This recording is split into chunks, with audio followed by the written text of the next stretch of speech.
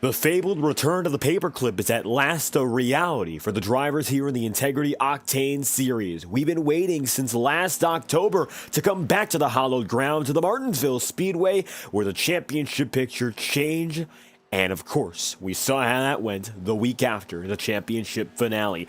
Tonight is not going to be the penultimate race of the season, but Martinsville holds major championship implications in the next level racing round of 10. Welcome back for race number 28 on the 2024 calendar.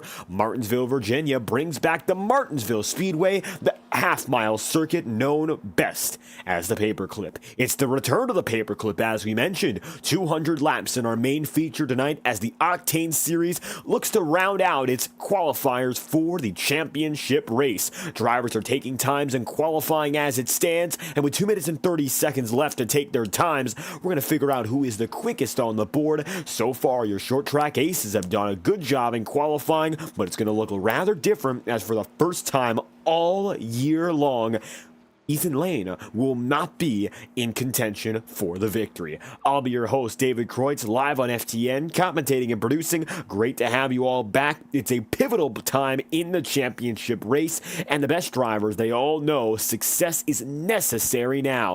Currently at the top of the board, Jacob Fife finds himself with the pole position. Michael Araya will be in second, and Nick Tarbuck will be in third. So far, of 12 drivers registered, 11 have chosen to take a time, and now Tom Wetmore is going to try to be the 10th of which. Drivers saying their laps here. It looks like it's going to be overcast skies in the Martinsville Speedway. Track conditions are really not going to be all too much to note. This circuit, very, very small. It's one of the smallest on the entire campaign. We've gone to Bristol beforehand, we've gone to Kern County, and we've gone to Richmond and Iowa alike. But Martinsville possesses less in terms of track characteristic than any other. It's almost like two U-turns put back and forth together. Tom Wetmore going to be very strong in his qualifying run. That puts him up into the second spot. Alan Rawell got up to 10th, and right now we're only waiting on Brad Patton. And when I say waiting, I mean, well, he's already taken his time, one of which was not validated. And so Alan Rawell, technically speaking, is the driver we're waiting on. He took one lap, and it looks like will not be attempting to finish out his second. So as long as he stays on the track, we're going to wait for qualifying to conclude. Every driver registered has taken a lap so far. Times are spread out by 2.5 seconds. Cody Smith is the major outlier who finds himself in 11th and last on the timing sheets. Tom Wetmore looks to be taking a few extra times himself. Wetmore is still looking for his first win in more than a year now as Tom slides in the pit road. Looks like a little bit of contact, but no major damage.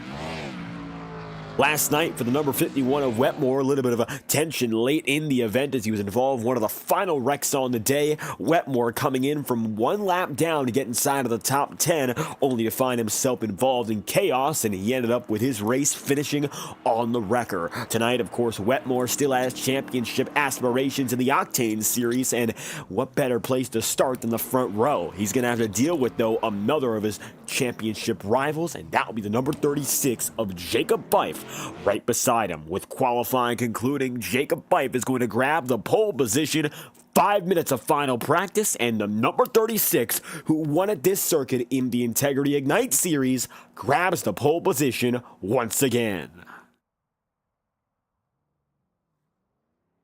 And notably for Jacob Fife, he won that race 150-lap main feature in the Monday Night Tour. Tonight is going to come out to be 50 laps longer, originally scheduled to be 100 laps longer, going to be taken back in scale from the proposed 250 laps to a total of only 200. Nevertheless, for Jacob Fife, the longest race he's run here in this league, 150 in the Ignite Series. So tonight is regardless going to be a little bit longer than his previous experiences. However, it looks like he's gotten the speed and hoping to start up in front and bring it to the checkered flag once again. Your starting grid for tonight's race is chock full with championship contenders. Right now, as we look at our second practice results, well, Bobby Ross is the one and only driver to have taken the time. Every driver tried for a time, though, in qualifying, and Jacob Fife is the top of which.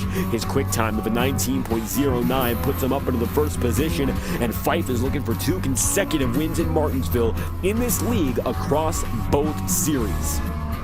Tom Wetmore, no victories so far in the Integrity Racing League this year, although he's made attempts in both series alike. The full-time competitor and 5-time former winner is going to chase after number 6 here in Martinsville. He's going to be starting in second tonight, ahead of 2 members of the remaining Big 3. Michael Araya is going to be P3 in the number 44. It's a 19.098 qualifying effort for Michael Araya, and Nick Tarbuck, who's been red hot in the Integrity Ignite Series with the past 2 consecutive wins, picked up by the number 4. Well, he'll be starting in 4th, so maybe a chance to go for 3 wins in 4 Integrity races in his last 4 attempts anyhow. Then you'll have Don Stevenson in the 5th spot.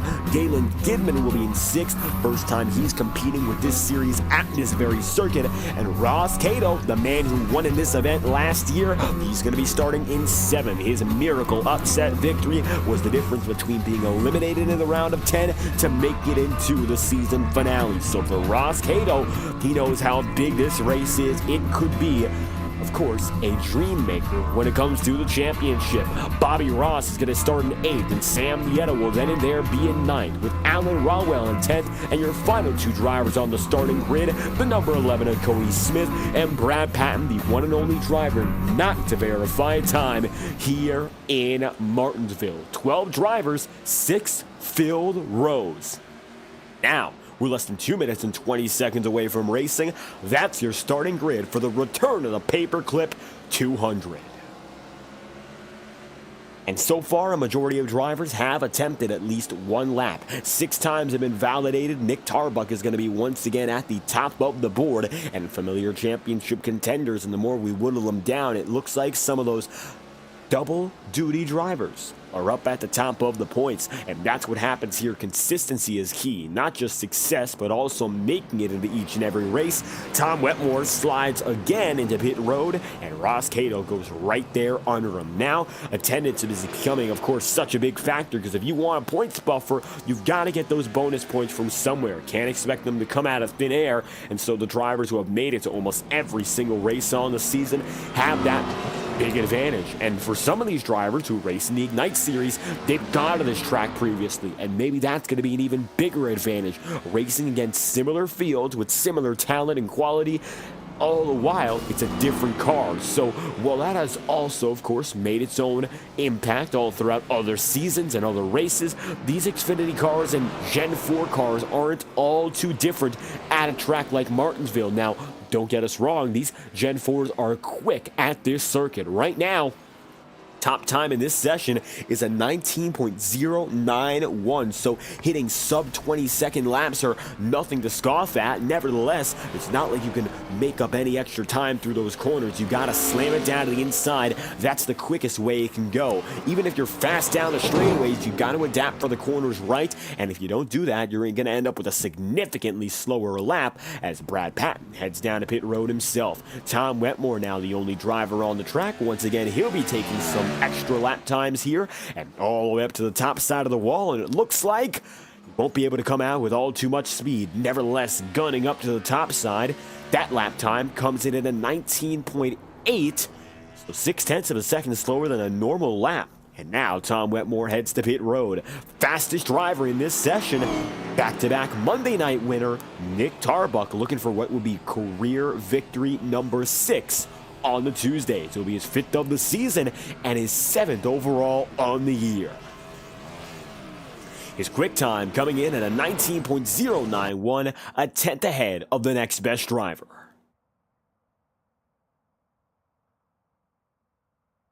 Conditions are going to be quite gloomy here in Martinsville, but the stakes are high. Not to be dissuaded by the cloudy skies, no chance of rain here at the Paperclip. Everyone to the field knowing and anticipating that this will be a major event for the campaign. With still a majority of our championship eligible drivers actively racing, it means that week after week, the picture has been shifting big time. As you might know, of course, one driver has already put himself up to the top of the pylon, looking to go from here to Homestead already locked in. That is Ethan Lane, and the interesting thing is Lane has stated he will not be making the remainder of these races due to a conflict with the NASCAR Contender Series at the same time. So we'll see whether or not that's going to cause itself to be an empty spot in the championship race, or if someone new gets a chance to make their way in. Nevertheless, Jacob Fife and the entirety of the field are on the track now, and the iRacing pace car is going to get away rather quickly.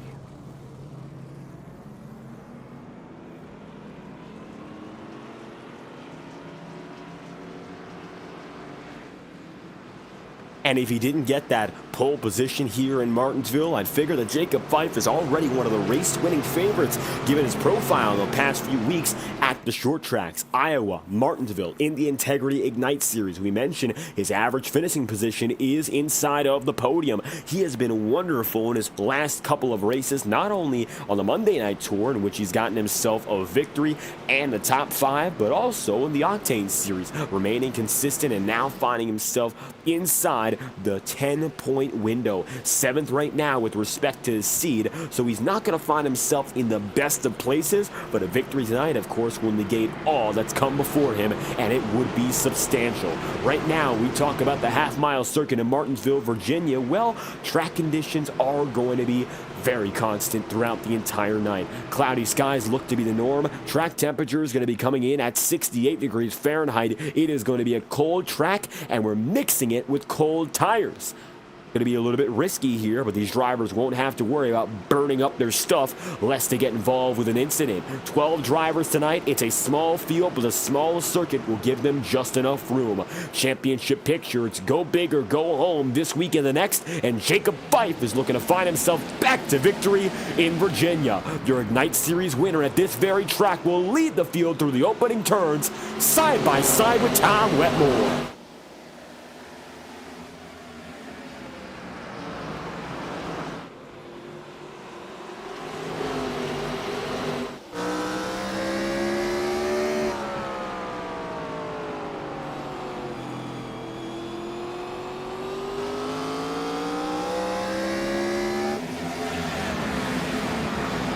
And Tom Wetmore, talk about the jump on the outside there. Looks like the high side prevails, and so Tom Wetmore leads the way, coming lap 3 out of 200 so far. Field is going to be separate by 3.5 seconds, and keep in mind, Tom Wetmore, Jacob Fife alike are looking for their first wins on the campaign. The only drivers in the field throughout 28 races who have a win so far are 3rd place Michael Araya and 4th place Nick Tarbuck through 28 races. And every driver in this field right now has made more than 14 starts. They've made more than 50% of the season, and more than half of which have made 20-plus starts. So keep it in mind that over 28 races, 3 drivers hold 26 wins. Actually, Don Stevenson is the only additional exception. He has 1 win on the season. He got it 3 weeks ago. Everyone else, nothing. Absolutely nothing so far, which isn't to say they've been driving poorly, but it's to show the dominance of Ethan Lane, Michael Araya, Nick Tarbuck, and of course Lane, who has 14 wins, and even after tonight will come away with a 50% winning percentage in a field that he has been dominant in all throughout. Now, he's technically speaking locked into the championship picture. However, due to scheduling, he will not be available to win the championship in this campaign. Number 51 of Tom Wetmore is going to hold his own here, 7 laps in, leading and just ahead of Jacob Fife. Then, of course, you got Michael Araya, Nick Tarbuck, and Don Stevenson here. Number 47 of Stevenson rounding out the top 5. Single file all throughout, and we're expecting this perhaps to be one of the trends of the race. Not expecting to see too much aggressive racing, but that's not due to a lack of trying. It's more so going to come down to the field size here. There's not a lot of track position to go around. Almost everyone's going to be inside the top 10 all night long, and those who are going to be very quick drivers. And then you get to the point where there's nobody nobody you can really tussle with. There's not going to be lap traffic to be worried about. There's not going to be many opportunities to get forced 2 or 3 wide, and still we're going to see a little bit of a calmer atmosphere than usual, perhaps, at the Martinsville Speedway. I don't know if that's going to be to the benefit of these drivers or to their detriment, but that is what we are expecting to see in this 200-lap race. So far, of course, well, we're seeing a side-by-side battle here between Sam Nieto and Galen Gibman alike. Both are right now long shots for the championship, and for the time being, Sam Nieto not doing the best in this round. He has found himself further off the pace week after week. But tonight, I don't think he's going to fall outside the top 10. It looks like the odds are in his favor, at least to hang on to add 1 extra top 10 onto his campaign. Brad Patton is going to take it to the back of the field, but for the first time all year long, that is not by choice. Patton failed to put a time down. It's not as if he didn't try to go in for one. Instead, he was not able to get the job done and collect a complete valid lap, although he was one of the drivers who made multiple full attempts. Unfortunately for Patton, that put him all the way to the tail end of the field, and now he's having to make his way back up. 12th up to 9th right now, but it's really not going to be, it's not only going to be inconvenient, but it's also going to be tumultuous, because now Brad's going to wear out his stuff, might not burn the tires per se, but it's not going to be easy to make up 3 full seconds here in Martinsville, which is almost a half the circuit, as Tom Wetmore side by side with Jacob Fife again. Fife goes low. He let Tom Wetmore have the race lead off the jump, and now it looks like Jacob is going to strike back. Early patience is going to give way to our first battle for the race lead. Fife remains down low. Tom Wetmore opts to stay high, and now Michael Araya is coming with. He's not going to split 2 up just yet, but he's got a perfect view, so if push comes to shove, you better believe that Michael Araya is going to get involved in the business. And with him is also coming Nick Tarbuck. Michael Araya has been perhaps one of the most prominent drivers all season, and yet, based on his stature in this campaign, you might not believe it. He has himself, of course, 7 victories on the campaign so far, but to add to those 7 victories, I believe he's gotten himself now 7 second-place finishes, mainly and namely to Ethan Lane, among many others, including Nick Tarbuck and a time or 2, Don Stevenson and Blake Cannon, respectively. So for Michael Araya, he has been consistently the 2nd best driver straight up. The best driver, yeah, it's tricky to say that, especially based on Ethan Lane's performance, but Michael has exhibited, in a very similar manner to Lane and Nick Tarbuck alike, consistency and discipline. Right now, for Michael Araya, it's the best thing he can do to stay calm and focused on what's ahead. Jacob Fife gets the race lead back rather quickly, and Tom Wetmore is now going to find himself back to P2. But we'll see now if Tom Wetmore's got what it takes to hold on and defend, or if Michael Araya can do anything to him. So far, making up position on track, especially under green, is the big challenge we're seeing. Nobody really able to make any successful attempts up inside the top 5. However, of course, Michael Araya now has a chance to be the first of which.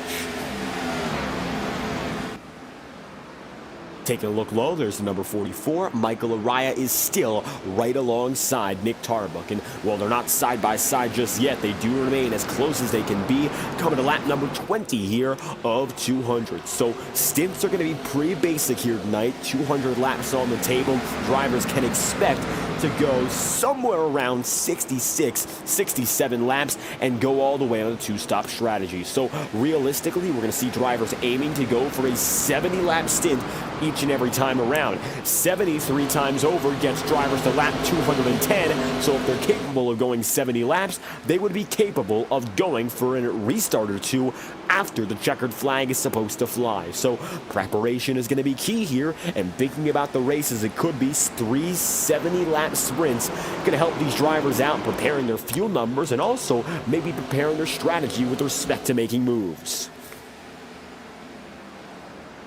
Michael Araya looks lower, but it does not look like he dives in on Tom Wetmore. Instead, Tom is going to get back on the way again. You got Michael Araya still waiting back, and you got Nick Tarbuck right there with them. Rotors are beginning to glow, and while not a nighttime sky, not particularly the brightest, and you'll start to see the tires wear, even if there isn't all too much heat to go around. Lariah, contact here with Tom Wetmore, side by side and door banging for second. It looks like Michael not going to have the run off the corner, but he does have the track position and the angle to head down to the inside. Wetmore can do nothing else but concede, and that will bring Michael Lariah up to P2, and a major distraction for both drivers, and that's going to be music to Jacob Fife's ears. Right now, he finds himself leading once again, and Fife, the winner in the Ignite Series, he's looking good once more to win here at the Martinsville Speedway, which Jacob told us it's one of his home tracks here in Virginia, right up there with Richmond, and he put together a wonderful performance in the Ignite Series, and now he's looking to do so once again here tonight.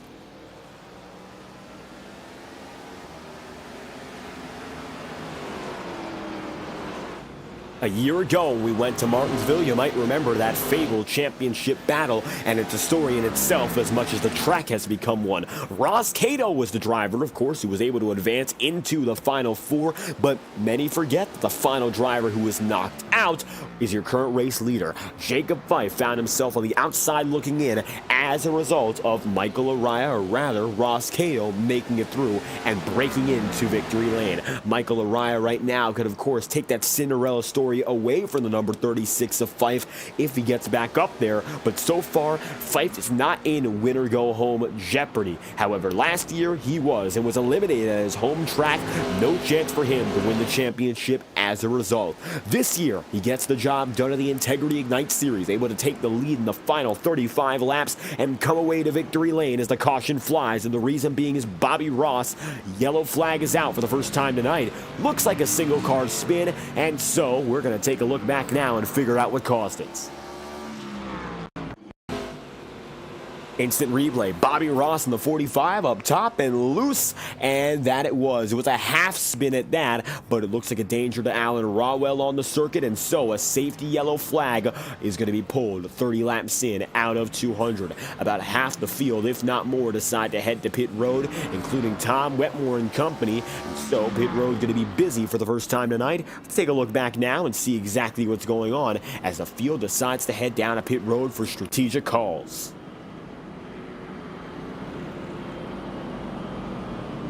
Sam Nieto, Don Stevenson, Ross Cato, Cody Smith, Galen Gidman. That's the first lineup of drivers. We're looking at Sam Nieto right there. You got Tom Wetmore, and so it looks like a total of 6 drivers head in. 6 drivers decide to stay out. Perfect 50-50 split halfway into what would be stint number 1. Jacob Fife, your race leader, and second place Michael Lariah. Both are going to opt to stay on the circuit here, so we'll see. Maybe that is the winning choice. Maybe not. It's still a question that is yet to be answered. As come across the stripe once again, and that's going to be for lap number 31 to 200. We'll head back green at lap number 33 here, and even here we are under pacing. These laps are rather quick.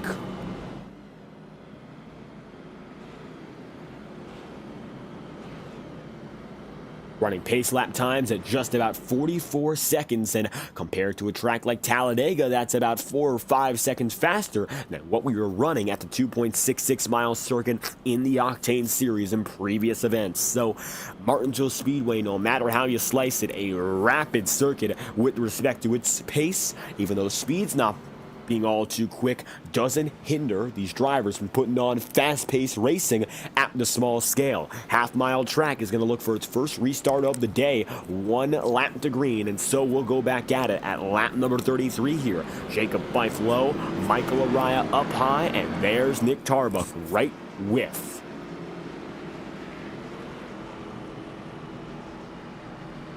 Heading back green at lap number 33. Field is put together, and we're ready to go racing once again. Bobby Ross is going to assemble himself at the tail end. He's in 11th right now, and so minimal damage. It just looked like some tire stuffing. Everyone else will be good to go, including, of course, your race leader, and now newly put up to the second position, Michael Lariah, right beside Jacob Fife. Green flags out, and this time the inside line is the big winner on the jump outs.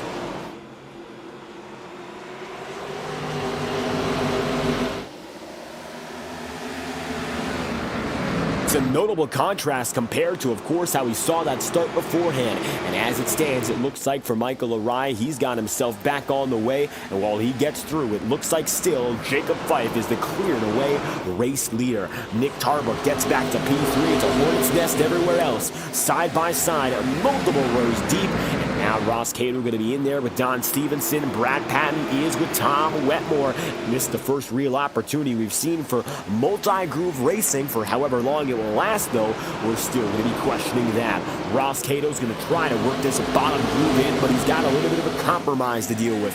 Brad Patton is up top, and he is not letting go. And if he does let go, it won't be easy. This is going to slow down both drivers here, but it's going to slow down Brad Patton significantly more. As you can see, he drops off the back end of that number 12, and he's going to now have to fight up against the number 18 of Cody Smith. Cody Smith with Brad Patton. It was a quick battle there, and now we're simmering down to the single file behaviors once more. Unfortunately, while there are many attempts, doesn't quite work out to hold on in the long term.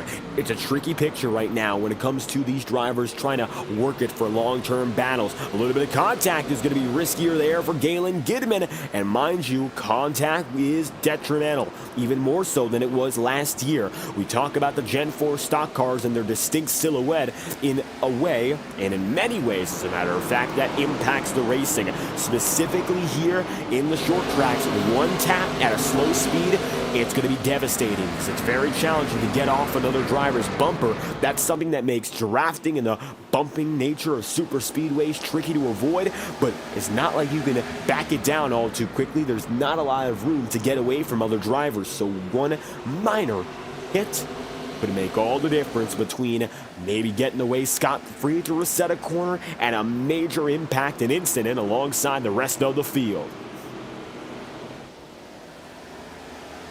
Side by side, Sam Nieto and Michael Laraya. Mike is going to find himself up at the top side of the circuit, and it looks like he's going to be fading back.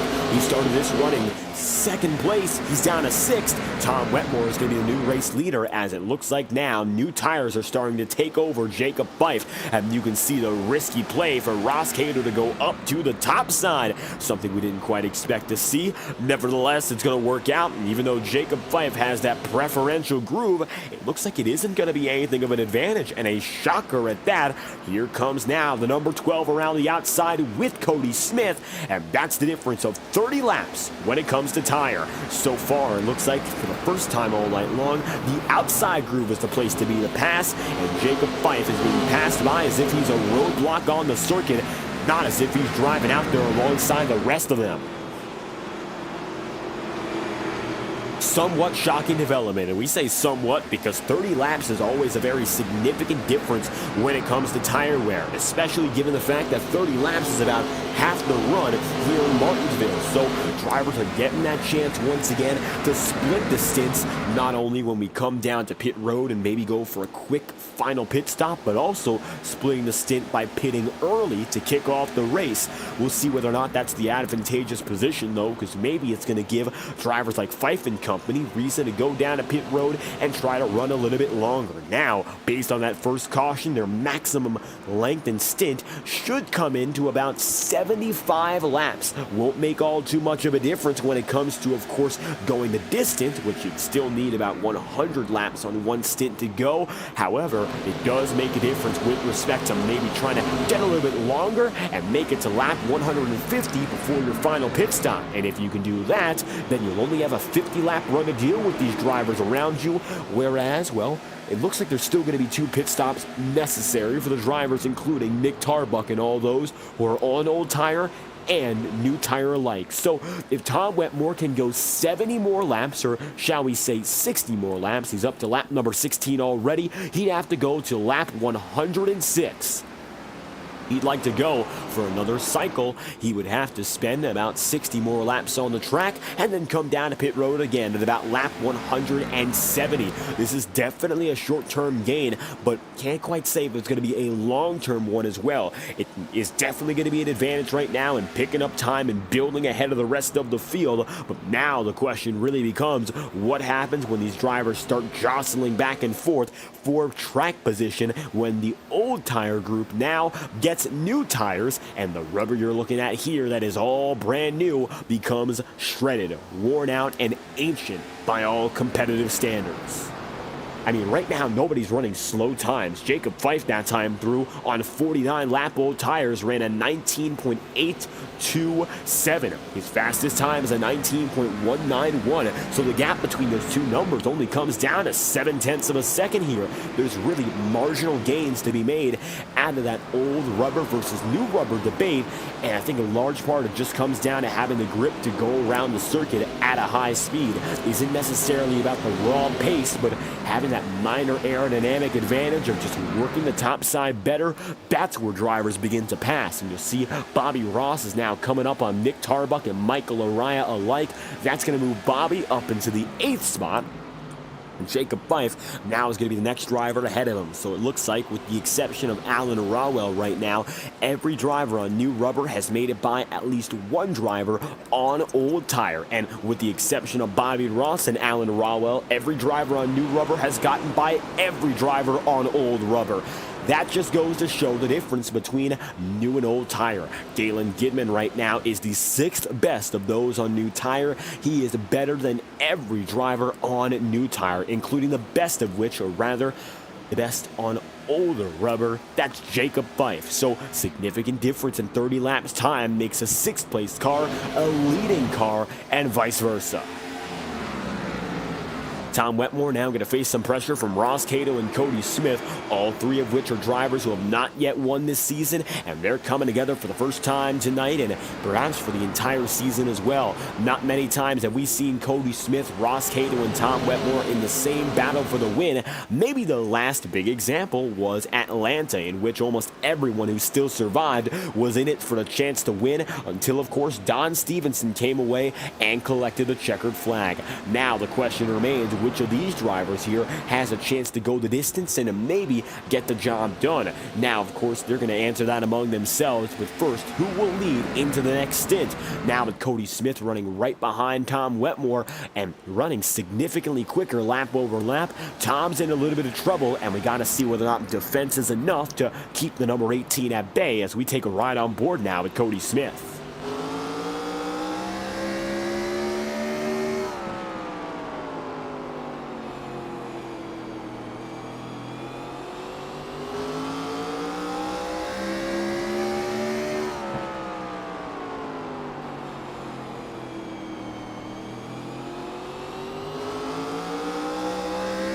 Cody Smith remains right there, 57 laps in out of 200 here, past the quarter waypoint, but so far in a fresh stint compared to all those around. Smith and Tom Wetmore alike are now running nearly identical laps. That time by, they were exactly identical, 19.935 at the stripe. And it goes to show clean air being the biggest beneficiary right now for the 51. Tom Wetmore having preference in where he can put the car and when he can go there is going to leave him with the advantage here over Cody Smith. And unless you see a number 51 mistake sometime soon, I think Cody Smith is going to lie back in second for a while here.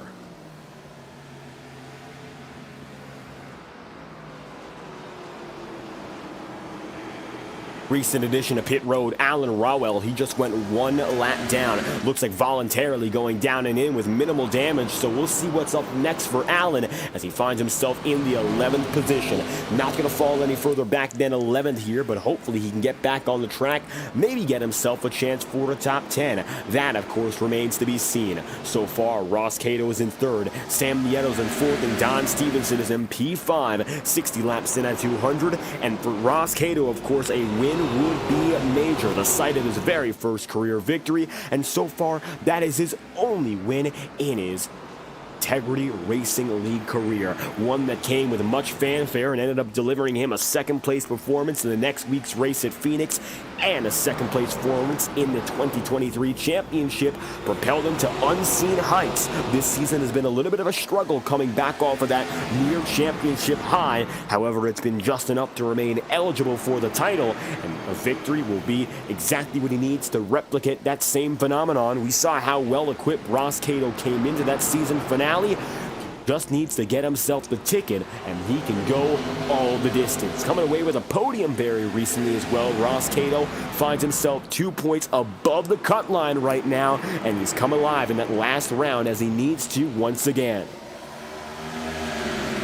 So for Ross, if he finishes in the podium tonight, he should stay above the cut line. And with Ethan Lane, of course, technically speaking, not eligible for the title any longer, we'll see whether or not the admins sort that out. Ross Cato would come in second in points in tonight and might actually lead as the overall, of course, driver on top of the standings if the race were to finish here and now as it stands, because he's right now 23 points under Michael Araya. However, Michael Araya is not doing well in the slightest. If you look a little bit further back, well, here's Michael right now, and as you can see, he is in 10th place and 10th and last of those on the lead lap. He and Nick Tarbuck have been struggling, so has Jacob Fife, and so now all these drivers who we saw as early strongholds for the race lead, well, they've gone for this alternate strategy, which is now, of course, staying on the original set of tire, and right now they're struggling significantly.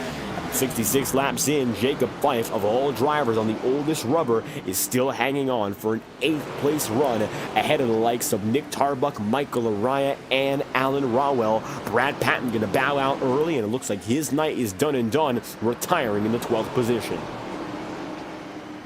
67 laps in out of 200. So for the drivers who are on that initial stint, the pit window has opened. Might expect to see a few of them decide to come down and into pit road very soon. However, for Tom Wetmore and the company up in front, they still have more than 30 laps until their pit road window will justifiably open. Doesn't mean they can't go down to pit road. However, it would not only be unlikely, but it would also be unnecessary, because why take away good rubber right now and go for great rubber, wasting a chance to stay with the pack here? It would separate Wetmore and company from the lead and send them further back when it will be completely unneeded as the race goes on. Expecting the cycles to eventually continue to mellow out, mix with one another. It's a stark difference right now, but that will not stay the same.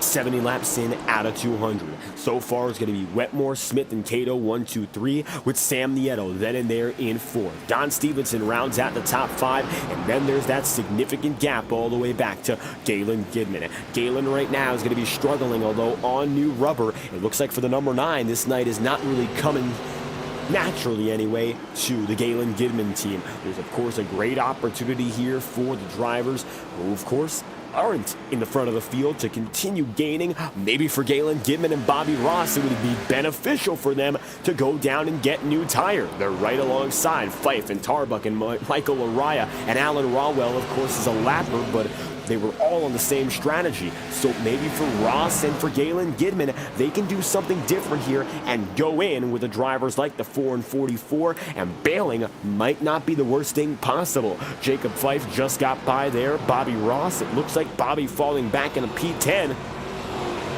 Perhaps now doing something a little bit different might be the way to go. For the leaders up in front, if you're in the top 5, no way, not in the slightest. That would cost you big time. But for the drivers who are a little bit further back and are struggling continuously, I think now you gotta wonder, is it right to go down and in, or should you hold out and continue to struggle? Maybe going for that alternate approach is the best case scenario.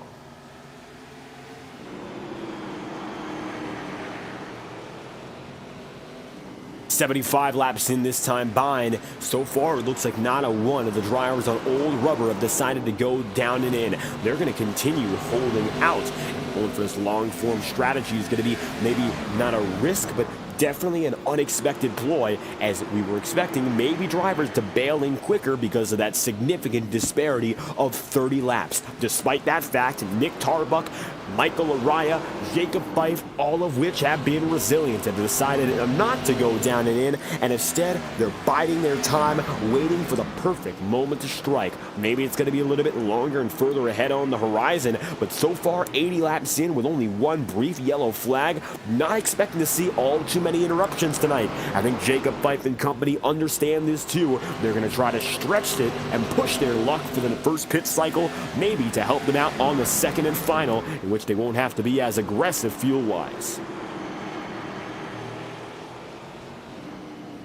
Jacob Fife still going to be leading this pack of three. Then you got Bobby Ross right behind. Tom Wetmore, although he's been close to overtaking him, Cody Smith has not gotten by the 51, and still Tom is going to find himself on top. It's a 5-car bundle, including Don Stevenson, Sam Nieto, Ross Cato, and then, of course, those top two. Ross Cato right now is in the best position championship-wise, and if, of course, he comes away with the win, he would usurp the effective championship lead with a lock-in performance and, of course, a victory, meaning that next week would effectively not matter for his campaign.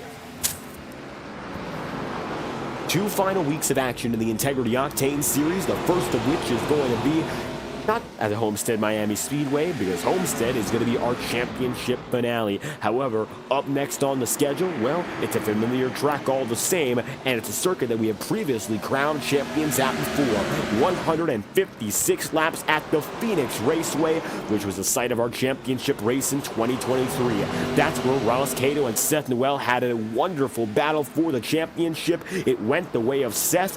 Ross Cato oh so close, but in the dying laps of that race was not able to hang on. So with that said, Ross Cato tonight looking to right the wrongs and maybe get through Phoenix unscathed and then get ready for what's due up next. Cody Smith now going to bail down to the inside on Tom Wetmore and make the pass.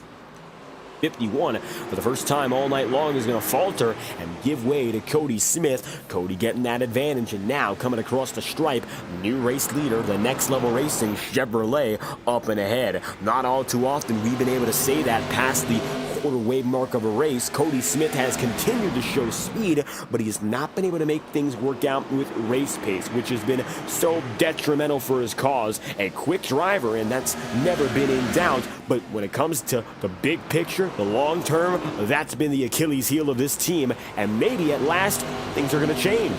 Perhaps now we'll see something different out of Cody Smith as he's beginning to extend that length gap, put it a little bit longer, and so you'll see Sam Nieto, Ross Cato and company still filing behind. Maybe they'll begin to battle one another as Don Stevenson briefly peeks out over Sam Nieto here. Take a ride on board now with the number 2 as he tries to battle and get the 12 of Ross Cato out of the way.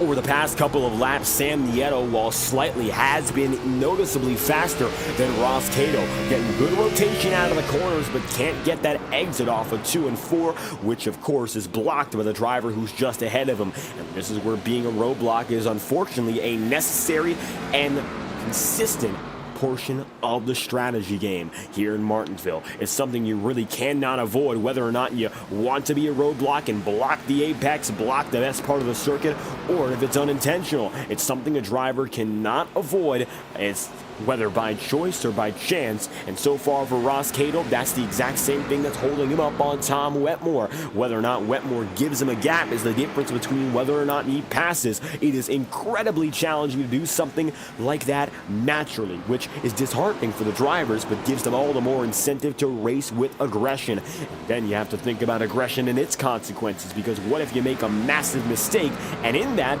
you end up causing a bigger incident? These are all the things that have to be thought of moment in, moment out, and I think the drivers now coming to their senses. Well, we're now just about halfway in. We're getting rather close to that official number. Pit road is due to be busy, and the drivers who are further on back have defied our expectations big time. They're still on track.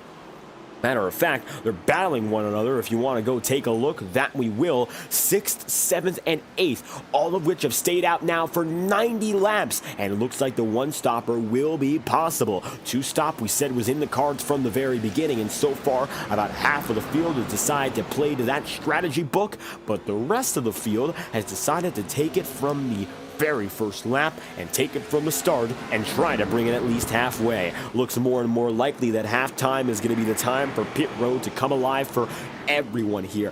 Not expecting to see these next set of drivers, including Cody Smith, Tom Wetmore and company, to go 100 laps. It would compromise them from getting a long run on the way out to catch up to drivers like Fife and Lariah and Nick Tarbuck. And since so far, over the course of a 90-lap run, the tire wear has only been about a second and 2/10 a lap.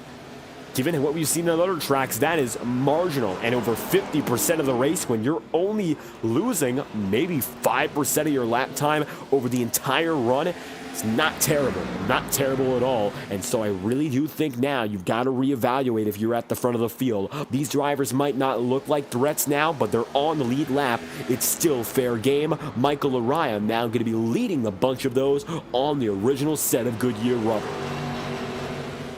And Cody Smith is now going to have a substantial lead over the rest of the pack behind him.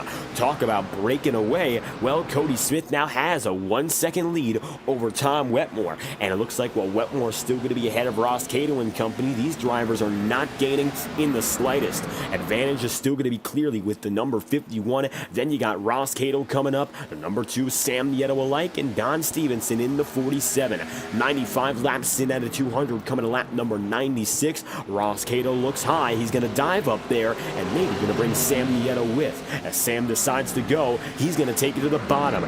So now it looks like Nieto is going to dive deep on the number 12, and it's going to be toe-to-toe for position number 3. Ross Cato off of the back straightaway has a minor advantage, but that's not going to work out as he does not hold the apex through turns 1 and 2. Sam Nieto now into third, and for the first time all throughout the playoffs, Sam Nieto looking formidable perhaps for a race victory. Wonderful to see at long last Sam Nieto coming back into those winning ways. He's a 3-time winner from last year.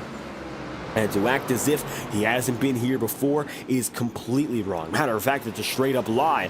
And that's why it's so surprising it's taken him so long to get back to this point. Now that's one driver who went down and in. That was Nick Tarbuck after 98 laps. Ross Cato's going to get a little bit shaken up there by Don Stevenson. But take a look now at the number 4 of Nick Tarbuck. He'll get back on the way. And now he's going to catch up to the second pack. Let's see what he can do with them. And let's see if he does anything quick. If not, it might be a red flag for all those drivers who decided to stay out on the long one-stop strategy. But now Tarbuck is looking good. Take a look on board and you're going to see he's going to be stuck up to the high side and should have the speed to pass.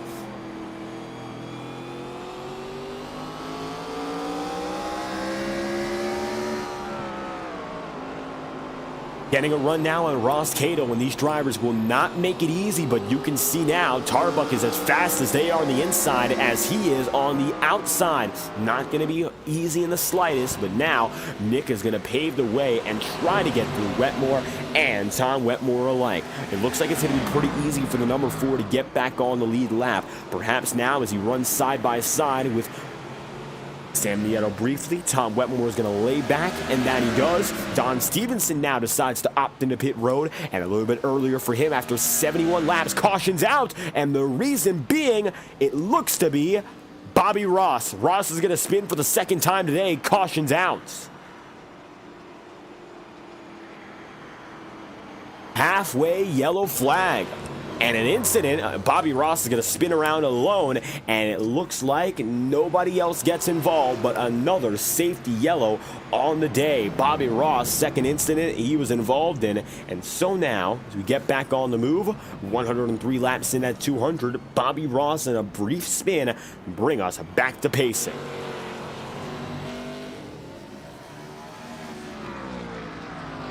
Cody Smith and all who have decided to go for that 70-plus lap stint have just gone to pit road, and this is a miracle for Jacob Fife. He went into pit road exactly 1 lap ago, and now he's going to promote himself up to the race lead. Nick Tarbuck does not get that same luxury. However, it looks like he should be able to make it back on the lead lap. So for Fife, strategy goes exactly to plan, and Bobby Ross, that incident comes at an opportune time. New race leader, it's the number 36 of Fife, although he's going to have slightly older tire. 2 laps is a negligible difference here in Martinsville, and so advantage, clear as day, is the number 36.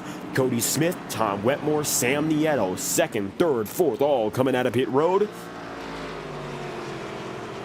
And so, 104 laps in out of 200, we're at about our halfway point here. We'd like to thank iRacing Motorsport Simulations for their continued support live on FTN, and of course for all the virtual motorsport. Since 2008, iRacing.com has been the leading sim racing platform, not only for stock cars, but additionally open wheel racing, dirt racing, road racing. It's basically all of the above. If you'd like to start your simulation racing career, visit iRacing.com for information on how to register for league racing, officially sanctioned action, and even professional virtual motorsport. We'll be right back after the following message from our friends at iRacing.com.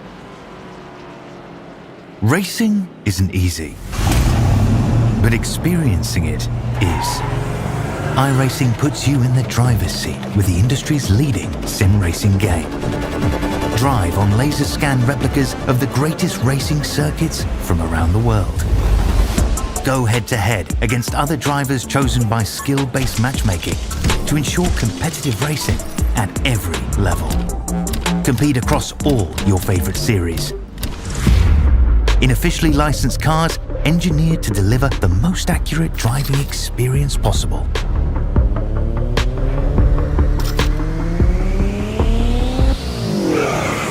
Join a race or host your own with players from across the globe. Race against the computer or in a league with friends. Feel the thrill behind the wheel. Visit iRacing.com.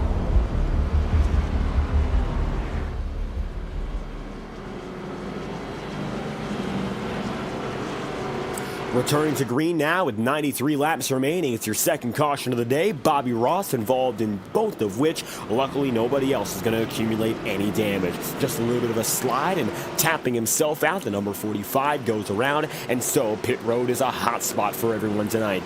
Nevertheless, Jacob Fife falls back to the tail end of the field, and it looks like those on the newer rubber still make out with the advantage. Tom Wetmore gets the green, and he gets it with a serious advantage through turns 1 and 2. Now Michael Araya comes through as well. Green flags out, and we're back underway.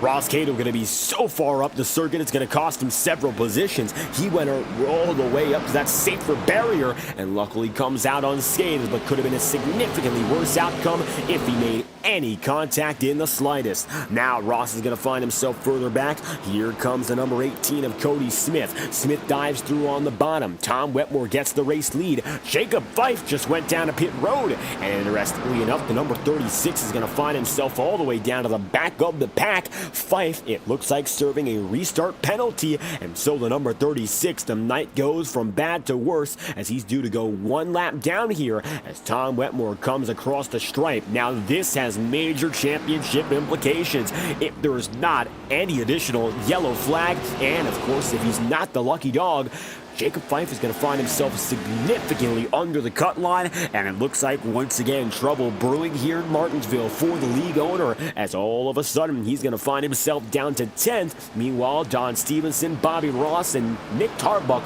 all of which are lappers, are now ahead of him on track position.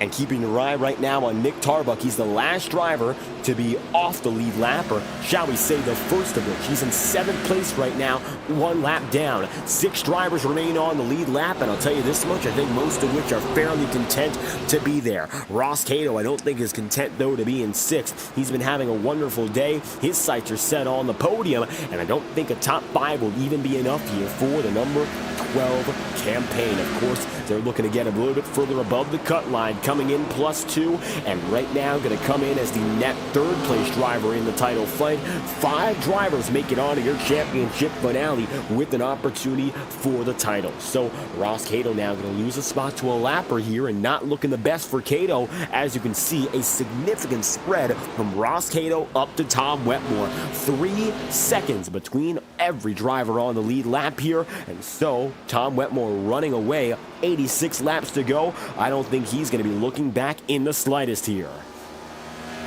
A little bit of time here as we get back into the racing single file action, and for the second year in a row, the Integrity OCTANE Series and Integrity Racing League are fighting against breast cancer. You might have noticed when we kicked off this broadcast tonight, the usual splash screen did not have Integrity OCTANE Blue, but instead had the pink for Breast Cancer Awareness Month. We're bringing it back as we did in 2023 and all throughout FTN broadcasting, as it is in the virtual world and real world alike. October is Breast Cancer Awareness Month. And so, for the final 2 Tuesday nights, including this event, we're going to have our Integrity OCTANE Series thumbnails in pink, and we're going to talk a little bit more about breast cancer awareness, not only on Tuesday nights, but all throughout the year. Now, Don Stevenson, the number 47, a prime example of running pink all throughout. From February to November, Don Stevenson, in some way, shape, or form, has a pink paint scheme, and for the majority of his OCTANE Series and Night Series career, these paint schemes have been chosen by his wife, a breast cancer survivor. So even though it hasn't always been October, Don Stevenson is always in pink and has been proudly representing the cause with a pink bow on the, of course, front end of his OCTANE Series Chevrolet. It's black and pink here on Tuesday nights, white and pink on Monday nights. And we'd like to thank, of course, Don Stevenson for bringing us to that central attention point. He's been driving pink all year long and bringing it to some success. Winning in Atlanta in the OCTANE Series, has been successful in the Ignite Series as well. Top 5 finishes many a time, and podium finishes across both series. 2-time career winner in the Integrity OCTANE Series, and still looking for more. Right now, Don Stevenson is in 9th in the number 47, and he's going to be a prime example of one of many on FTN running pink paint schemes. The Aurora Cup Series has 3 to 4 paint schemes in pink. The Highline Racing League, as we see trouble here, it's a purple driver, Galen Gidman, and it looks like the RSVP Chevrolet goes around spinning. Another safety yellow, the field gets away, cautions out, 79 laps to go. Let's take a look back now and figure out what was the cause of the incident, as it looks like nothing major. Sam Nieto tapping Galen Gidman. Minor brush between Cato and Galen Gidman there. It looks like everyone should get away just fine. Ross Cato, front end damage. We'll see whether or not it's detrimental or if it's just cosmetic, as the caution's out. 2 drivers involved this time. 3rd yellow flag of the day with 78 now laps remaining.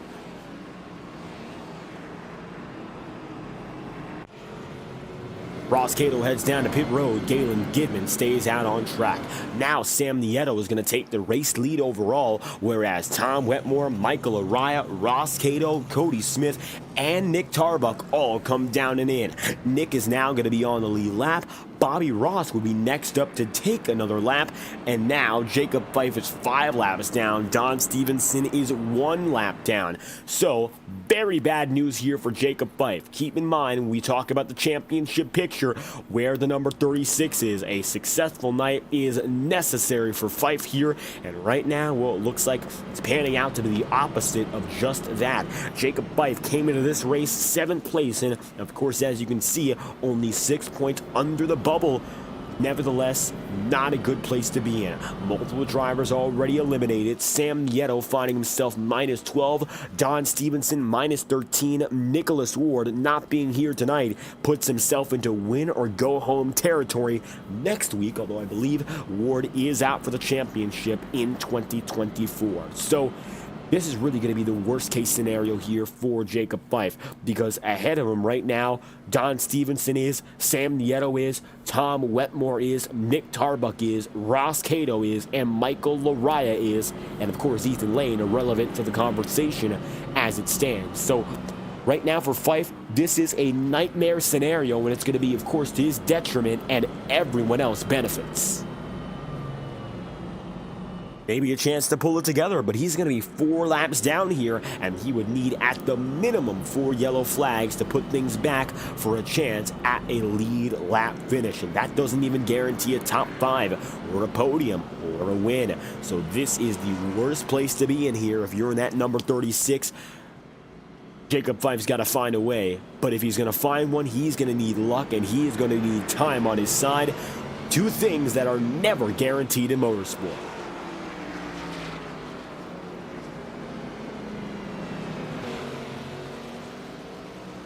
One lap to green, Michael Araya leading, Tom Wetmore up top. We've seen back and forth battles between both the inside and outside groove when it comes to winning the restart, so to speak. And I think right now all bets are off compared to what we've seen previously. This is one of the strongest front row lineups of the night. Down low is going to be Michael Araya. Up top is going to be Tom Wetmore. And we're ready to go at it once again with the 44 on the bottom side. He'll get a major advantage over Wetmore and Nieto up top. Green flags out. Now Michael Araya is your race leader.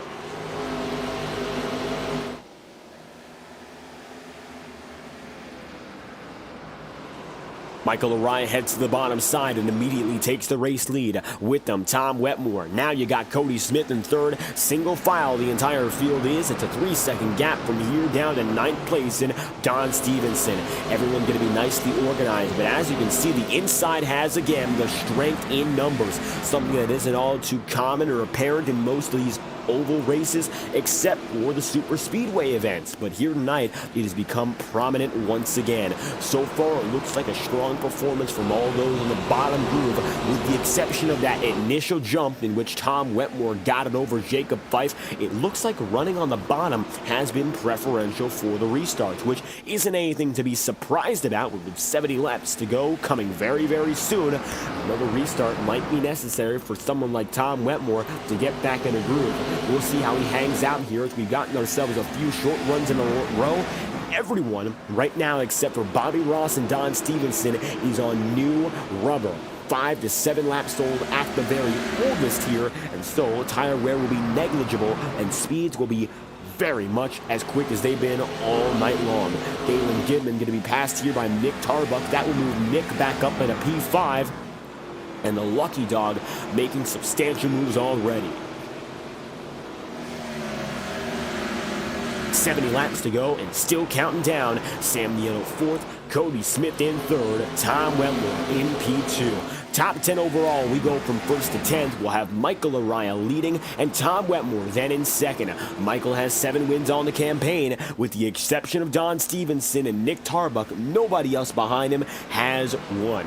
Tom Wetmore in 2nd, Cody Smith in 3rd, Sam Nieto's in 4th, and Nick Tarbuck is in P5. Ross Cato, your winner at this track last year, is in 6th, with Galen Gidman 7th, Don Stevenson 8th, and Bobby Ross in 9th. Jacob Fife concludes the top 10 as it stands, and as we mentioned, 3rd place, Cody Smith for Next Level Racing, providing high-quality sim racing performance products for dedicated sim racers who deserve nothing but the best. Next Level Racing is the premier partner of the Integrity Racing League, and they are benefiting and hosting our championship prize and hunt for the year. The Next Level Race for the championship is the highest stakes prize that any Integrity Racing League season has ever seen before. A sim rig worth $2,000 courtesy of Next Level Racing will be awarded and gifted to the champions of the Ignite and Octane Series in 2 weeks' time. Stay tuned live on FTN for our championship finales to figure out who comes away with the grand prize in each series, and of course, stay tuned and check out nextlevelracing.com for additional information about Simulation Racing's leading hardware provider. You're watching live on FTN, and with now 65 laps to go, we'll return after a brief message from our friends at nextlevelracing.com.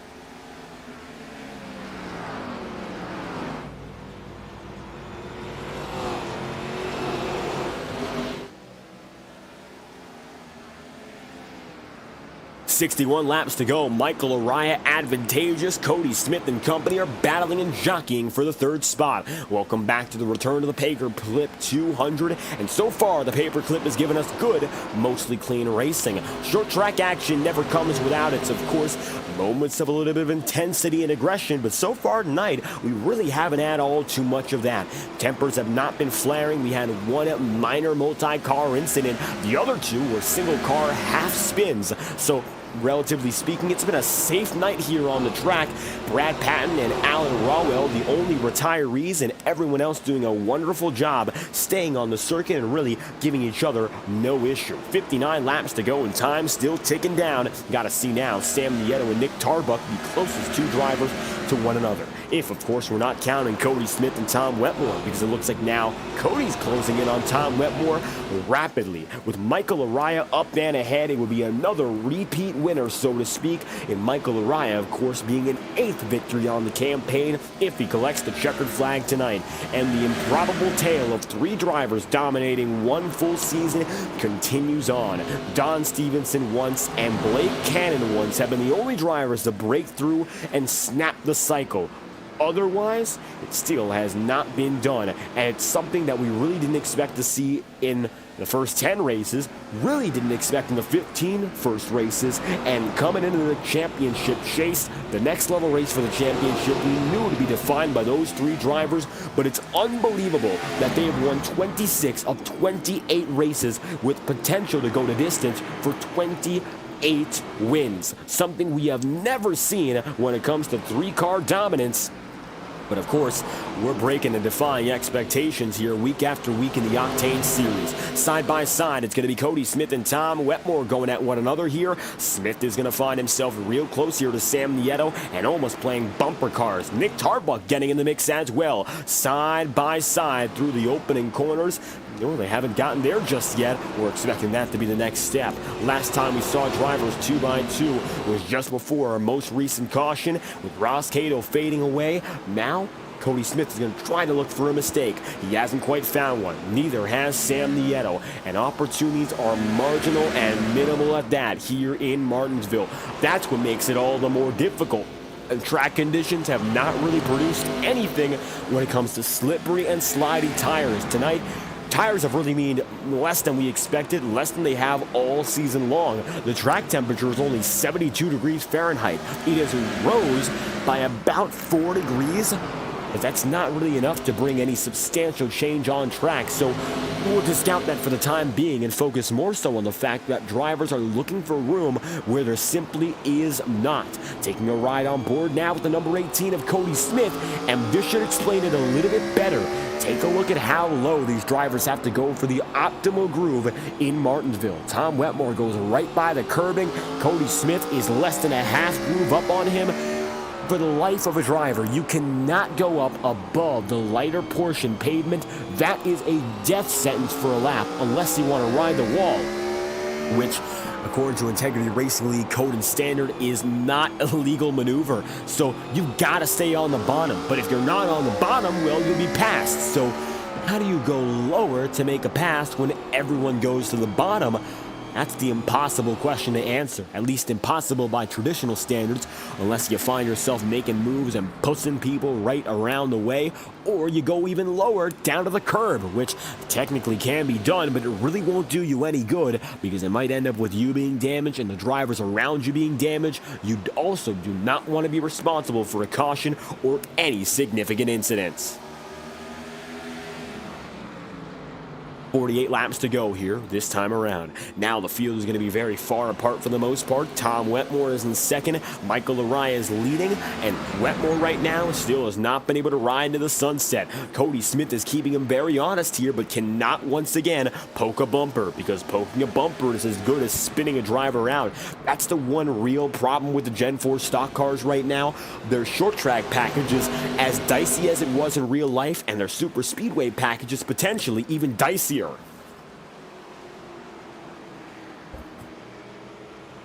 Not having a rear end that you can really bump consistently leads to drivers getting spun out even when there's no intentional malicious contact. Unfortunately, that's just a part of the trade here if you're working with these Gen 4s race in, race out, and these drivers have done a great job adapting to that as a practice, but it doesn't make things any easier. Speaking of course, the practices of the race, pit road should be effectively out of the picture lest we have any additional problems tonight. Drivers are on a 30-lap stint right now, and they should be able to go to the rest of the distance no matter what. Michael Araya right now is on a 33-lap stint. There is no driver on a stint longer than Michael Araya's, and so if Laraya makes it, the rest of the field makes it, and Michael is expected to do so on a 78-lap run, which is nowhere near the highest tally collected, which came in at about lap number 100.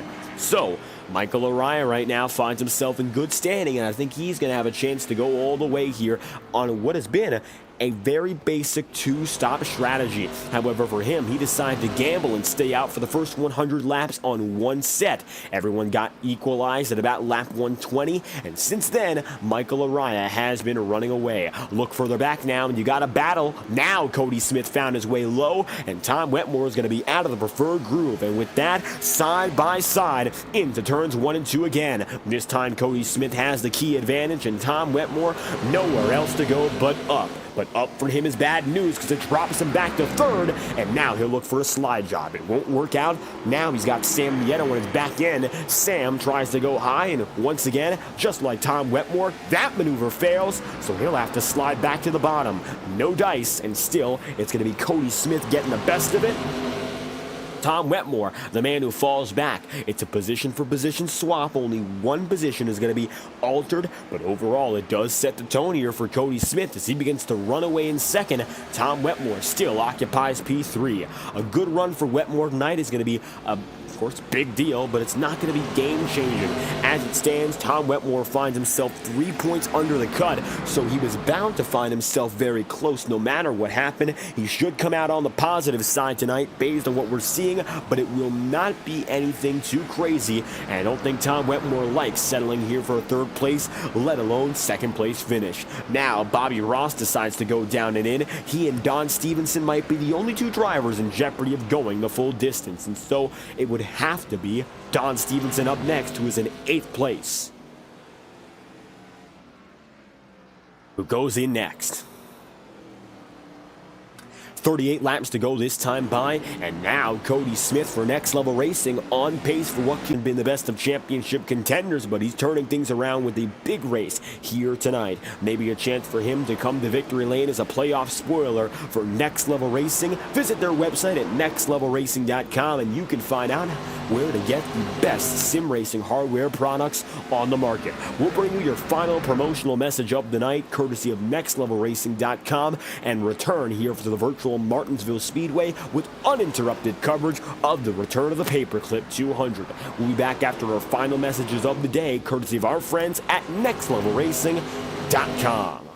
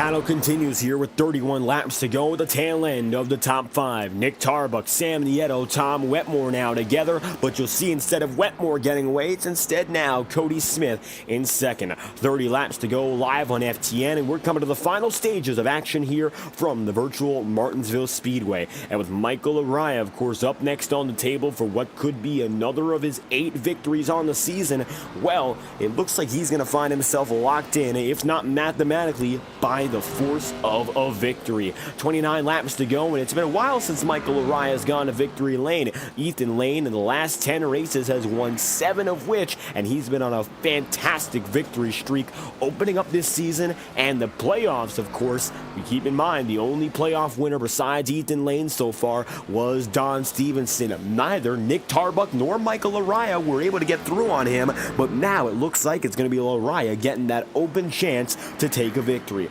28 laps to go, and as soon as Ethan Lane leaves, we mentioned it's almost a passing of the torch back to victory lane for Michael Araya, and it looks like it's coming to fruition now, so long as he hangs on for 27 laps to go. Not a guarantee, mind you, but he's in a really good position to finish the job and at last get himself back to victory lane, something that Araya, of course, desperately needs. A victory will mean that next week is null and void for him. He'll just have to show up and prepare all of his efforts for what's next in the Homestead Miami Speedway. Same cannot be said for Nick Tarbuck, though, as he finds himself in 5th. Talking about the championship picture, well, Nick is exactly on the bubble right now with no buffer to work with. The drivers he's contending against include Ross Cato and Tom Wetmore, and right now he finds himself behind Wetmore but ahead of Ross Cato. Brad Patton is also a significant bubble battler, and tonight he's going to come away with a 12th and dead last finish, so Nick Tarbuck will be able to move up to the positive side of the bubble, albeit with minimal momentum, just enough to get him over the line, although it is not by any means a sign of victory just yet.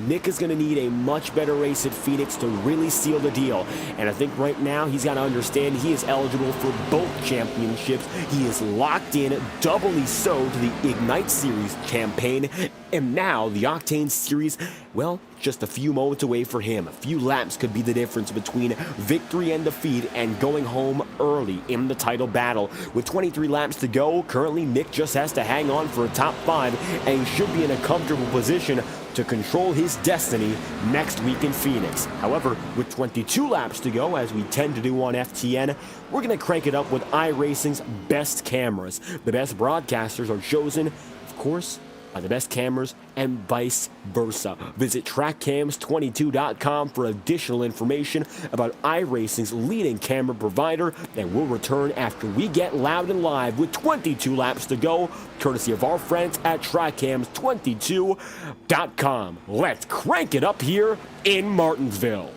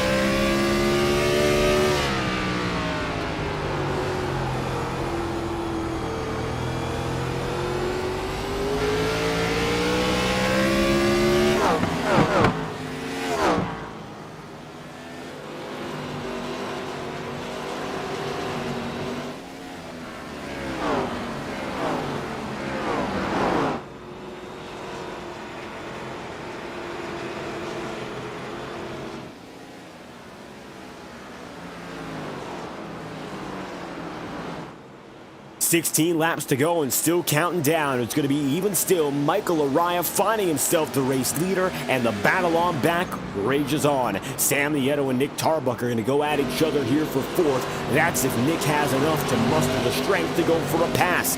So far, he's been behind Sam for the better part of 45 laps, and it looks like that will not change without some action. Action we still have not seen out of this battle, of course, ever since Cody Smith was able to pull away. Cody has a 1-second lead over Tom Wetmore, and over the past few laps, he's gaining about half a tenth each and every time by. There is no substantial evidence which proves that Tom Wetmore has the pace to come back here. Not to say it's been a bad race for him, but it really does not look like he's got it to put things together and get the checkered flag by his own merit. 13 laps to go, and for Tom Wetmore and Cody Smith alike, I think that's the exact same circumstance, because Michael Araya, he is out there and he is very far ahead. Tenth of a second now between Sam Nieto and Nick Tarbuck. Nieto gets loose, but he holds the preferable groove, and now it looks like Nick Tarbuck's going to have to try the high side if he wants any chance to make a pass.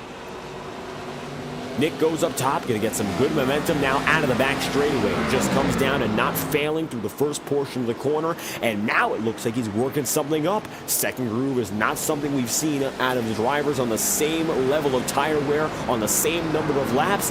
Looks like Nick is now going to defy the odds. The number 4 takes it up top. Sam Nieto right there with him even still, and while the bottom groove has held its own all night long, trying to sort of flip the script, it's the number 4 Of course, Nick Tarbuck there trying, but it does not work out. Nevertheless, he's got himself a 5th place spot, even with a little bit of a slip up, and Jacob Fife coming behind him is not a battle for position. You won't have to worry all too much about that. Michael Araya, now 9 laps to go. Wonderful race it's been for Michael Araya, and really nothing else that can be said about it. First 100 laps were spent in almost racing purgatory, in which he had to wait to see whether or not the strategy would go his way. Pit road, he went down to with all the leaders, and it looks like he put himself in a good enough spot to cycle up through the next subsequent cautions. And now, up and alone and away from the field, Michael's got himself a chance to lock in.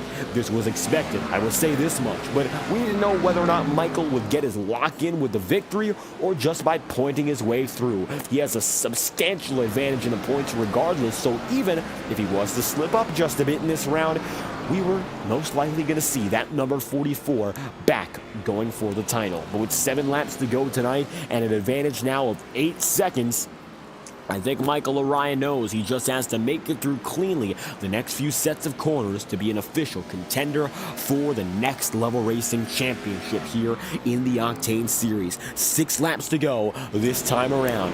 Battle rages on further back. Nick Tarbuck is coming back up on Sam Nieto, and we'll see how aggressive these drivers get. Sam right now definitely needs himself a good finish, a little bit more so than Nick Tarbuck does, but that's not to say Nick will not be aggressive, because Nick is going to find himself right on the bubble because of Brad Patton deciding to bow out. Jacob Fife, as we see once again, not part of this battle. However, for the number 4, well, he's got to do something here major if he wants to get away from the likes of Ross Cato and Tom Wetmore in the championship picture. A position could be the difference between going to the next round and being dropped back. Of course, 5 slots available overall, 1 being taken by Ethan Lane. The next is due to be taken now by Michael Araya. 3 positions left for 8 drivers who are still battling. The odds are not favorable. It's still possible for Nick Tarbuck, of course. He does not have a buffer to rely on. Great season for him so far with 4 victories and a wonderful resurgence in the Ignite Series. But now, the season that he's been the most dominant in all year long, it's almost unraveling. He's got to do well next week, and that is the difference maker, whether or not he'll fight for a title. Now, we see Sam Nieto here. Big night for him. It might keep him in the championship race this run alone, and with 2 laps to go, he just needs to hang on for a top 5 and do well in Phoenix. That's what it comes down to, as Michael Araya is out and away from the rest of the field. There is not another driver in sight. 1 lap to go now for the number 44.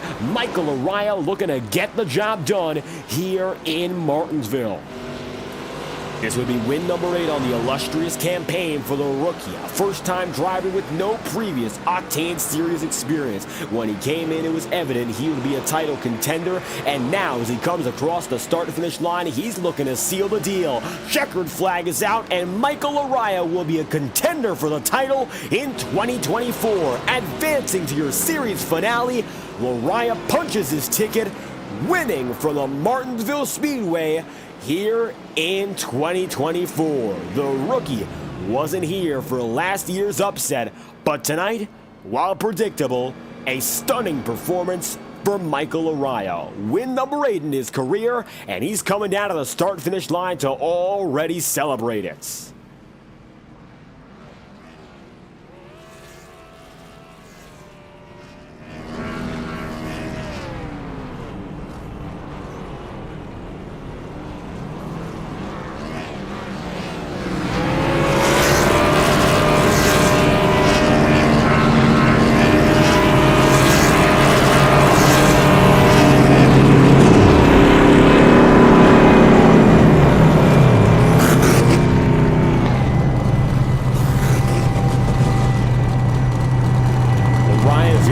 There on the start-finish line, the number 44 getting the job done. Checkered flag flies here in Martinsville Speedway. Michael Araya wins from Cody Smith in second, and Tom Wetmore will wrap up the podium. Then you got 4th place in Sam Nieto, 5th in Nick Tarbuck, and P6, that's Ross Cato. You got 7th place then and there in Galen Gidman. At 8th will be then Don Stevenson, 9th place Bobby Ross, and P10 Jacob Fife. Final 2 drivers on the day, the only of which to retire are further on back in Alan Rawwell, 142 laps down, and 145 down Brad Patton. Rest of the field got to the checkered flag tonight, so all but 2 make it to the very end. And tonight, Michael Araya at long last is a winner at the very end of today's action. It's something that, of course, Araya was, I'm sure, expecting to find that 8th win, given how quickly he got up to 7. Tonight was inevitable, and while he's been waiting in the wings, multiple second-place finishes in a row, back-to-back before heading to this point, now Michael is back on top. Checkered flag for the number 44 team, Michael Araya winning and coming through with a victory in Martinsville. Win number 8, and it officially locks you into the championship race. Now, all focus might be on what's up next to come, but let's first talk Martinsville. Big race win for you, perhaps the biggest of your career. Yeah, it's certainly huge to get the win tonight and lock myself into that championship race. Man, it was an up and down night, though, I gotta say. Beginning of the race there, I feel like myself and a few of the other folks that stayed out by accident really made a big mistake when we had that first caution, and if we didn't get any more cautions throughout the night, we had no shot of getting anywhere near the top 5. It was so hard to pass, but caught a really big break there where we were just hitting that green flag pit cycle, and I was planning on coming in about a lap later, but before I did, the caution came out. That ended up trapping a bunch of drivers a lap down. That propelled me back towards the front, and I could kind of reset my race from there. And then got to give a shout out to the flat out pit crew tonight. They were able to get me the lead on one of those cautions, and then I never looked back. And you mentioned the early struggle, so let's start there. First 100 laps, you found yourself at the bottom of the top 10, and you had to wait a long while until that's first yellow flag bailed you out there. Looked like for the longest time you were going to find yourself at the tail end of the pack. Really no chance, but despite all that, looks like strategy played out in your favor later on. Yeah, it certainly did. I had good long run pace, even though I was on much older tires compared to a lot of the field, but just lost so much ground on the initial laps compared to the guys that had fresher tires. And so the only way to get myself back into this race was honestly going to be a timely caution, and it really worked out. I mean, I was really frustrated at myself because definitely felt like I was throwing away a really good opportunity, but it worked out, and was able to execute the rest of the night. And execution critical at the tail end, breaking away for more than an 8-second advantage at the end, and a victory, well, that puts you back into the championship picture for good. No way to now lock out of that finale. You find yourself with a ticket punched. Next week, it's going to be Phoenix, but are your eyes now set fully on what's up next for Homestead? Yeah, I think Phoenix, I'm just going to treat that race as a fun one, just show up, see what I can do, but all focus is on Homestead at this point. You never know how that place can play out. I'm really going to be dialing in, just seeing what we have as far as tire wear, fuel strategy, all that good stuff. So, that's the luxury of being able to win a race in this round, especially one that's not the last one in the round. I got myself a little bit of a cushion here to really focus forward, and that really could make all the difference. Now, the difference is clear. Getting some time to prepare, getting settled in for Homestead Miami, and a victory to get those worries of maybe not making it in out of your mind here. Michael, win number 8 from the Paperclip tonight. Any final messages or shout-outs you'd like to give? Yeah, I'm going to change it up a little bit tonight. I'm going to give a shout out to this is a little bit nostalgia here. Corey Hoover and Ryan Dyson from the old Upper Edge Racing League days. I spent a lot of laps riding behind those guys, and believe it or not, Martinsville used to be a track I really struggled at. And after riding behind those guys for a bunch of league races years ago, I finally figured something out. Something clicked with me at this place, and I've been really good ever since. So shout out to those guys, and also want to give thoughts and prayers to everybody affected by the storm down in North Carolina and Tennessee. It's really sad just to see what's going on down there. And also, I hope this hurricane that's going to hit Florida, it weakens, because last thing the Southeast needs is another storm like this. So, thoughts and prayers to everybody in the South. And, of course, I'm going to give a shout out to, as always, the IRL admins for running this league, and yourself, David, for putting on the broadcasts. And Michael Araya, big victory tonight with now your sights set on a major potential championship win ahead. Checkered flag here for the 44 crew. Thank you again for stopping by. All right. Thank you. Michael Araya on the move. Let's talk, of course, up next to Cody Smith, who comes away with one of his best finishes on the season, second place, and while not necessarily the closest when it comes to time for victory, still major race for the number 18 team and the biggest mover from 11th up to P2. Cody Smith, talking about a good race. You just had yourself one of your best all year long. Yeah, definitely. This track and then Phoenix, they're probably my best 2 tracks. So was excited about this race. Feel like probably let one go. Was able to get the lead there through a little pit strategy, and then sped on pit road. So that was not very intelligent. And then once Lariah got out, took me too long to get around Tom, and there's no way I could run him down. And then I hit the wall and damaged the car with about 20 laps to go. But it was over before that. But yeah, really enjoyed the race. Was happy to run up front and have some where I felt like some speed to win the race for once. And you talk about that speed first and foremost. Qualifying wasn't the best, but you charged your way up very quickly to put yourself in the top 5 battle. What about the racing circuit click tonight? Because it looks like tires weren't the biggest of deals, and you kept your pace very quick all throughout, very consistent at that. Yeah, the tires were funky. It was weird how they wore. The not a lot of wear. They did fall off a little bit, so it was important that the car got a little squirrely at about 40, 50 laps into the run. But for whatever reason, this car track combo just clicked for me. Again, I love this track in anything. Would have liked to get a little better qualifying run. I probably had either pole or top 3 run going, and I clipped the wall on my first lap. So yeah, I to answer your question, I don't really know. It's just one of those where everything kind of lines up, and love this track, and some confidence goes a long way, I think. Confidence key there to come away with a P2 finish. Now, with respect to the championship, you find yourself playing spoiler in both series here, and very close to maybe being the first spoiler winner of both series, and you've got yourself closer and closer as of late. Phoenix up next. You mentioned your strength there. You think there's a chance to let that one come your way?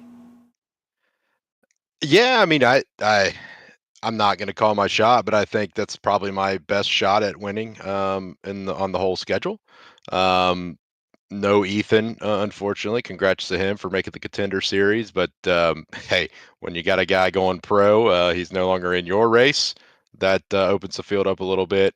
There's going to be some contenders. I know there's some guys that have to win, so they're going to be pretty aggressive. But I'm not going to back down. I'm not. I don't want to be the one to interrupt someone's playoff chances. But I'm certainly going to race my own race as well, and the goal is to go there and win. And victory lane might be where you have your sights set, Cody Smith. You gotten increasingly closer, and tonight, just showing that second place here from Martinsville. If you have any last shout-outs you'd like to give, the floor is yours. Yeah, just got to thank you, Dave, for coming out all season and sticking with us. Broadcasts are awesome. Got to thank Next Level Racing for everything they do for the series. All the admins for hard work that they all do as well. Couple more to go. It's been a long season, but looking forward to the last couple races and a little break. And hey, maybe even look forward to next year. It's been a terrible season for myself, so next year is that's where hopefully we'll get some better results. Nevertheless, good result here, maybe bringing some momentum already for 2025. Cody Smith, second tonight here from Martinsville again. Thank you for stopping by. Yeah, thanks, Dave. Cody Smith on the move. Third place is Tom Wetmore, and once again a podium, but not quite a victory. Wetmore still getting a solid result that should keep him directly in the bubble battle, and a firm, of course, result to keep him right alongside the top 5. Tonight, Wetmore P3 once again. Finding yourself on the podium, had to work for it tonight, though. Looks like, nevertheless, you find yourself with some good points, although a little bit further back on the win than you'd like. Yeah, absolutely, David. I mean, really proud of everybody on the Tube Tech Camaro team tonight. You know, the boys at Robin Steel Attorneys of Law are out there gambling in Vegas tonight, trying to scramble up some funds to make this car go faster. Because the driver, man, fell on his butt tonight. We led a bunch of laps, but we were not the fastest car. Could not figure out the way to roll the center the same way Michael could, and could not get into the braking zone the way Cody could. And those are the two guys who whooped our butt tonight. So. Well, even with that being said, you kept yourself just ahead of the rest of the field, which matters, of course, in salvaging some good points necessary here in the battle for the bubble. You find yourself coming in just 3 points under, so talking about every point mattering here, what did it take for you to, of course, keep yourself up, even if pace between every driver was so close? Yeah, we all knew that stage points were going to be a huge key to gaining some points tonight. So at the halfway point, we give out our stage points, and we were fortunate enough to hold on to P2 there behind Cody and get some massive stage points. That combined with the podium finish, getting to talk to you tonight, Dave. Unofficial standings looks like it'll catapult us to P2, give us a really good shot into being in the final Fab 5. With Next Level Racing to go compete for a brand new rig with those guys. So certainly like our chances, but anything can happen at Phoenix. All it takes is, putting the car on the hauler early and headed home to be out of the playoffs. So next week will be about the exact same mission. Capture the stage points, capture it, but be consistent. That's kind of the name of the game. We're Ryan Newmaning our way into this thing at this point. And you mentioned consistency with next week in Phoenix. I got to ask, save for, of course, going out there and putting in a good points there, your focus, of course, more toward 2 weeks after and Homestead, or right now is it just about making it to the dance? Man, I tell you, the guys that beat us tonight, Cody and Michael, both those guys are absolute rock stars at Phoenix. So I want to be sure that I can put in the time and match them on speed next week. Give ourselves the confidence. And Phoenix is a home race there for Robin Steel Attorneys at Law. That's where they're from. So want to put on a good showing for those guys. But like I said, it's also about keeping the car clean. Some of the things like not getting any incident points tonight yielded us some bonus points. Not everybody got those free incident points, or those three bonus points for not getting incident tonight. So being able to keep the car clean, being able to bring home a good finish, it'll be key, man. And at the end of the day, Vex Vision spends a lot of time making these cars look good. I know that silver probably looked decent under the lights, so got to try to keep it clean for those boys too. I hate to have them have to rewrap a new one. And now, just 1 week away from really figuring out what's due to come. Good points day to put yourself in a firm spot for next week in Phoenix. Tom Wetmore, any last messages you'd like to give? We'd love to hear it.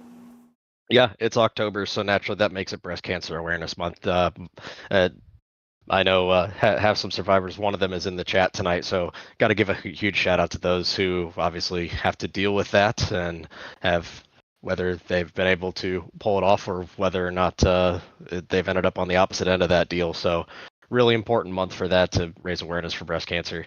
And at the end of the day, we just got to take it through the end of October and hopefully put that pink ribbon there in victory lane in Homestead. And so now, just 2 weeks away from the championship battle, Tom Wetmore, going to find yourself above the cut coming out of the Paperclip. Thank you again for stopping by. Third place. Let's go. Thanks, David. Now, with Wetmore on the move, we've spoken all of our podium sitters. Tom Wetmore gets away in third, Cody Smith with a big racist spoiler in second, and Michael Araya with his 8th win of the season, and the checkered flag is his after 200 laps here from the Martinsville Speedway. Now, as we move on from Martinsville, we're heading westward one final time.